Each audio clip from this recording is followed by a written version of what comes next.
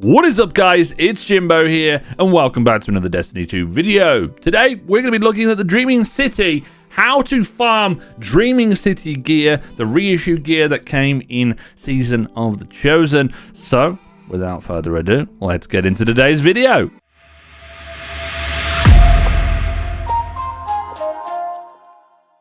Before we get into it though, make sure you hit the like and subscribe button, turn on that notification bell, really helps out the channel, gets you notified when I'm bringing out new content, and if we can get this video to 20 likes, that would be absolutely insane, and I appreciate the support. So, the Dreaming City is kind of back in a sense. So over the weekend, myself and a couple of friends jumped into some of the Dreaming City activities, and due to some of the information I got from my comment section talking about the Dreaming City and getting drops for the Waking Vigil. Not only does the Waking Vigil drop from the Dreaming City and the Shattered Throne and all the other areas that you need to go into, but it means that you're going to be able to farm it a little bit more efficiently than I originally thought. I thought that the original gear that we would be getting would be sunset, and we would only be able to get new weapons from the Dreaming City, or the Shattered Throne I should say, and the Dreaming City would be locked off to more Forsaken gear. Boy, how I was wrong. So let's talk about some of the activities that you can do in order to earn yourself some gear. First up, we have the Shattered Throne. The Shattered Throne is a dungeon. It's a couple of encounters long, around 3 encounters long. It's a great experience. If you've not played it and you're a new light player, definitely jump in and get hold of it. You get 3 drops from the Shattered Throne. You get 1 from the beginning area, 1 from the Ogre, and 1 from the boss. And you can repeat this activity on 3 characters, so you can do it 9 times a week to get 9 drops. Unfortunately, it's not farmable, so you can't redo it over and over and over again to get additional drops, which is a bit of a bummer. The Shattered Throne is fairly easy to get into. Jump in with a couple of buddies, difficulty ratings not too high, and have a blast earning the loot that you will get from the activity. Then we have the Broken Courier mission. The Broken Courier mission, or it's like the story mission that you get each week that you go to Petra and you pick up, and this allows you to get a drop at the end of the activity. This week's, or the previous week's one, was the Broken Courier, which involved you going and getting some awoken relics. There's one where you have to go into an Ascendant realm, and there's a lot of different ones that you will do. So jump onto that. You can do it once per character, so that's another 3 drops. So at the moment we're up to 9 drops from the Shattered Throne, plus an extra 3 right there, so we're up to 12 overall.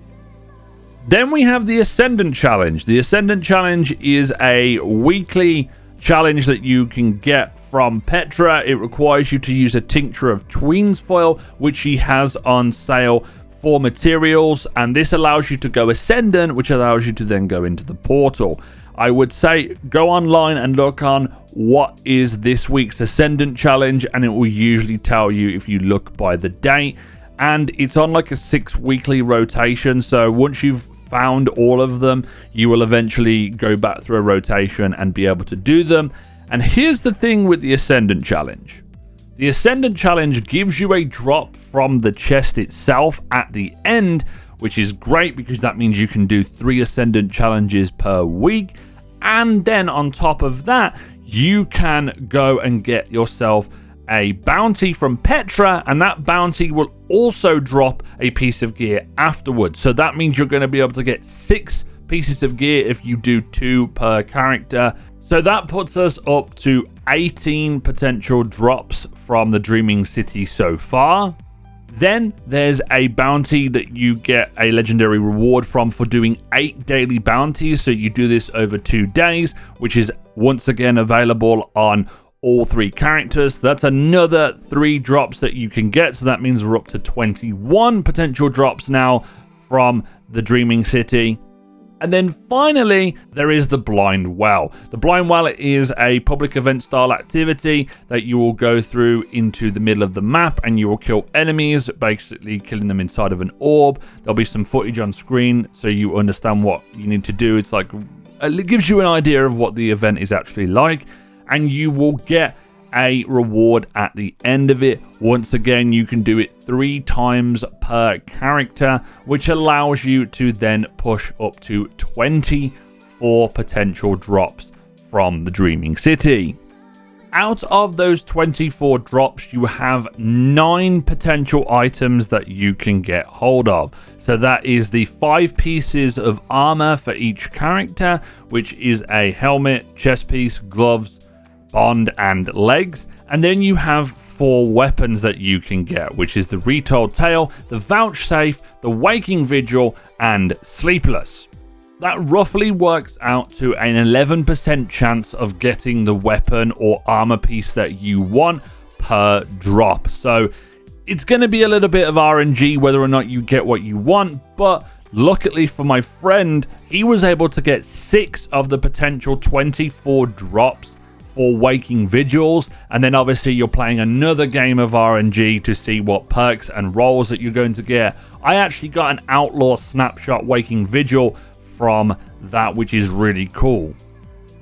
So now that I've given you that information, guys, you can go out into the Dreaming City and make sure you are making the most of your drops and also going to get the loot that you want to chase after. I thought it was going to be a lot harder to earn this reissued gear, but it's actually a lot easier than I thought, and it's a lot more manageable. The loot pool is a lot smaller as well. Previously, there was a lot of weapons like the Twilight Oath that you could get, the sword, the Tiger Spite auto rifle, I believe. There was also a lot more armor sets that you could get from the Tangled Shore and the Dreaming City as well, and they have now gone into obviously sunsetting, but also some of them have been reissued and put into the world pool for legendary drops in the actual regular game. So it's a lot easier now to go and farm and go and get what you want when it comes to the weapons from the Dreaming City. And I hope this video helps you understand what you need to do to get the weapons that you want, and you can now target what you want to get a little bit more frequently. But there you have it, guys. That's the video for today. Wanted to give you guys this little bit of an update before you go out and farming, so I give you the right information, because I gave the wrong information on my Waking Vigil video, but now I've been able to update you guys with this so you can go out there and farm your Waking Vigils or your Retold Tales or whatever armor piece that you want. So if you've enjoyed this video, make sure you hit a like on it. Make sure we try and get to 20 likes. That'll be fantastic. Hit the subscribe button, turn on that notification bell, and as always, guys, this has been It's Jimbo. Thank you for watching, and I will see you in the next one.